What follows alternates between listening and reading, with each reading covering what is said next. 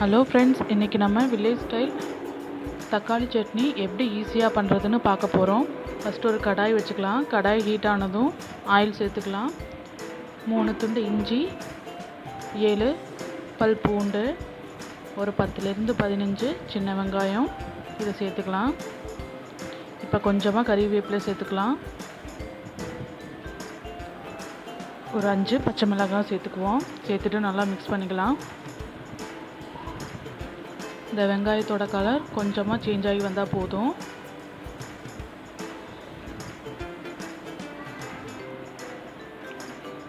Fry ஆகட்டும். பாருங்கள், colour லைட்டாக சேஞ்ச் ஆகிடுச்சு. இப்போ கட் பண்ணி வச்சுருக்க 5 மீடியம் சைஸ் தக்காளியை சேர்த்து மிக்ஸ் பண்ணிக்கலாம்.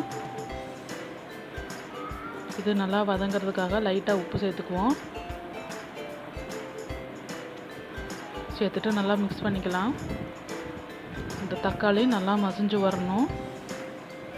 பாருங்கள், வெந்துட்டுருக்கு.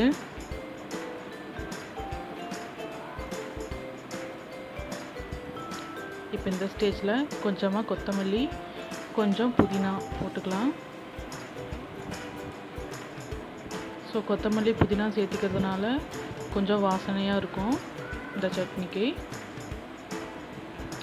சேர்த்துட்டு நல்லா கிளறிக்கலாம். புதினா கொத்தமல்லி நல்லா சுருண்டு வரணும், தக்காளியும் நல்லா சுருண்டு வரணும். அந்த அளவுக்கு நம்ம ஃப்ரை பண்ணிக்கணும். ஸோ 1/4 டீஸ்பூன் மஞ்சள் தூள் சேர்த்துக்கலாம். கொஞ்சமாக பெருங்காயத்தூள் சேர்த்துக்குவோம்.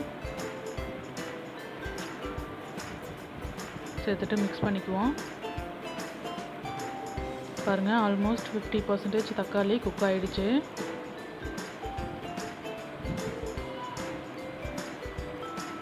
ஸோ தக்காளி நல்லா மசிஞ்சிருச்சு. இதை நம்ம ஆற வச்சு ஒரு மிக்ஸி ஜாருக்கு ட்ரான்ஸ்ஃபர் பண்ணிக்கலாம். பாருங்கள், இதை அரைச்சி எடுத்துக்கலாம்.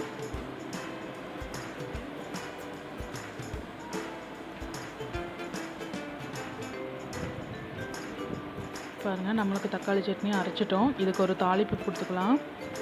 அதுக்கு சின்னதாக ஒரு கடாய் வச்சுக்கலாம். தேவையான அளவு ஆயில் சேர்த்துக்குவோம்.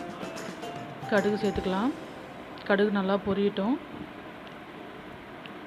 பொரிஞ்சிருச்சு. கறிவேப்பிலை சேர்த்துக்கலாம். இந்த தாளிப்பை அப்படியே சட்னியில் கொட்டிக்கலாம். ஸோ சூப்பரான தக்காளி சட்னி ரெடி ஆயிடுச்சு. நீங்களும் ட்ரை பண்ணி பாருங்கள். எப்படி இருக்குன்னு கமெண்ட் பண்ணுங்கள்.